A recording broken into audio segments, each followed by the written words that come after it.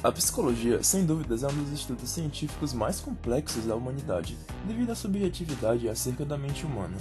Na Alemanha, sempre houveram importantes pensadores que contribuíram imensamente no ramo, seja com Philipp Melanchthon, dando origem à palavra psicologia no século XVI, ou com Wilhelm Wundt, modernizando o estudo com métodos científicos no século XIX. Entretanto, há mais de 1000 anos, já haviam importantíssimos avanços nesses estudos através das análises de um muçulmano, e hoje iremos conhecer um pouco melhor sobre a vida e a obra desse precursor da psicologia. Acompanhe.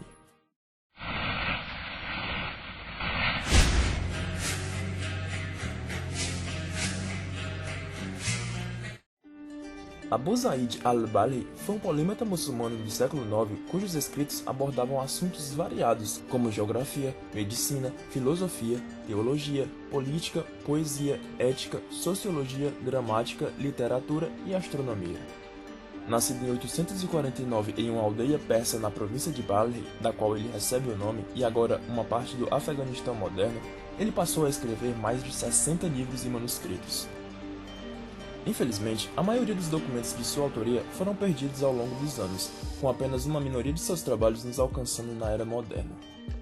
Dos poucos aspectos de seu legado que nos alcançaram, seu desenvolvimento da escola Balhi de mapeamento terrestre e seu trabalho sobre o sustento da alma, ambos mostram a proeza intelectual do erudito. O pensador recebeu sua educação inicial de seu pai, e quando cresceu, começou a estudar os ramos científicos e artísticos do conhecimento da época. Em termos de seu temperamento, ele é descrito como sendo tímido e contemplativo. O trabalho mais famoso de al-Balhi é sem dúvida seu texto intitulado Sustento para a Alma. Nesse manuscrito monumental, ele primeiro aborda a saúde física após o que ele mergulha na área da alma. Vale a pena notar aqui que para a mente secular, a alma pode ser comparada à psique, trazendo consigo o estado psicológico de uma pessoa. É a segunda parte desse trabalho que está recebendo grande interesse no mundo contemporâneo por várias razões, principalmente devido à perspicácia do trabalho no campo da psicologia. Um dos principais objetivos iniciais para os psicólogos que praticam no mundo ocidental hoje é normalizar a doença.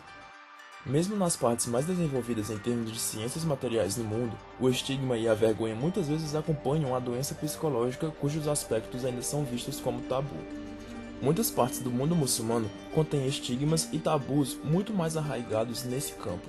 A doença psicológica também pode ser vista como uma coisa vergonhosa, trazida à família como uma punição pelos seus pecados, ou resultante de uma fraqueza de fé. O processo de normalização da doença é tão importante dentro da terapia porque a maioria dos que sofrem de uma dada doença psicológica são rotulados como anormais, incomuns e totalmente antinaturais.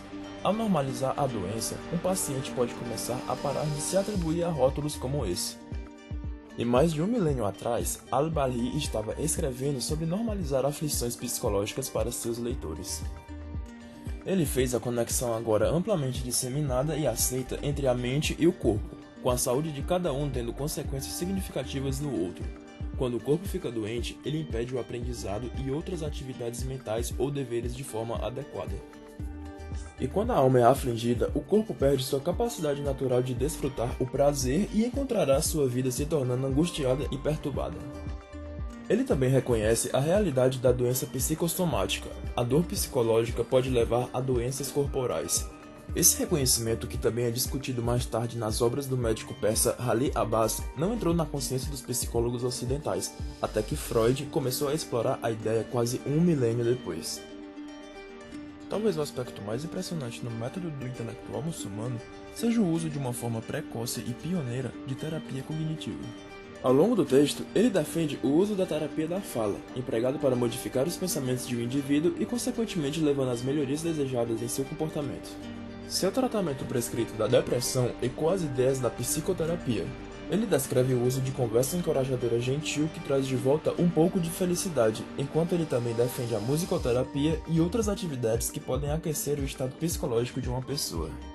Ao entrar em contato com o leitor ansioso ou com medo, al-Balhi defende o uso de uma conversa interna positiva que visa acalmar a mentalidade de um indivíduo e ganhar vantagem sobre o medo de alguém. Embora ele tenha a ideia de que pensamentos obsessivos podem ser causados em parte pelo diabo, ele passa todo o texto focado em soluções terrenas. Crucialmente, ele argumenta que mesmo que a causa dos pensamentos obsessivos seja o diabo, os sintomas devem ser combatidos por meio de estratégias cognitivas. A depressão já era conhecida e retratada pelos gregos bem antes do tempo de Al-Balhi. O que impressiona nas descrições do muçulmano é que ele parece ser o primeiro escritor a distinguir entre depressão causada por fatores ambientais ou circunstanciais e depressão que é resultado de fatores bioquímicos internos, ou que poderia ser chamado contemporaneamente depressão orgânica.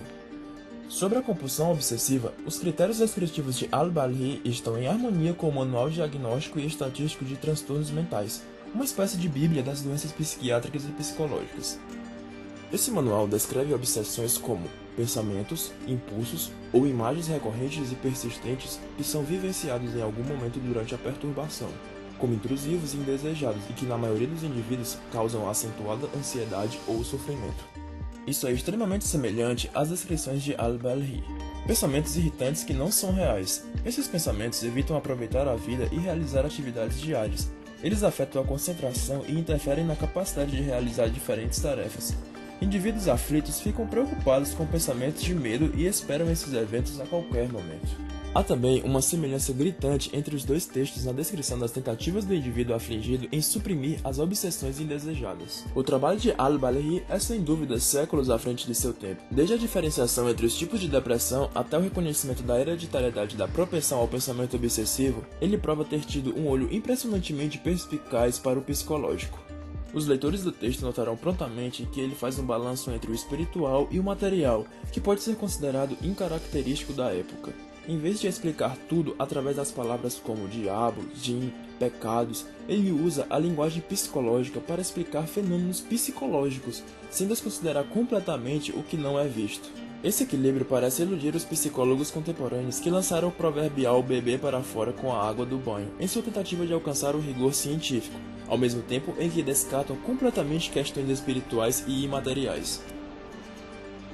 Embora o trabalho de Al-Balhi contenha algumas palavras e ideias que possam ser problemáticas para o leitor contemporâneo, é importante ler o texto com o contexto em mente. Talvez a lição mais importante a ser tirada do trabalho dele, tanto para os muçulmanos contemporâneos com mentalidade psicológica quanto para os não psicológicos, seja o casamento que seu trabalho incorpora entre as ciências religiosas e o que podemos chamar agora de ciências seculares. Ao lutar pelo domínio de ambos, ele produziu conteúdo que harmoniza os dois, algo que muitos dizem hoje ser impossível devido à falsa dicotomia entre religião e ciência. Então é isso, pessoal. Antes de finalizar, gostaria de dar os devidos créditos ao portal História Islâmica. Lá você encontra transcrito não só esse conteúdo do vídeo, assim como outras diversas publicações incríveis. Irei deixar na descrição o link para que possam acessar o Facebook e o portal deles. Até a próxima!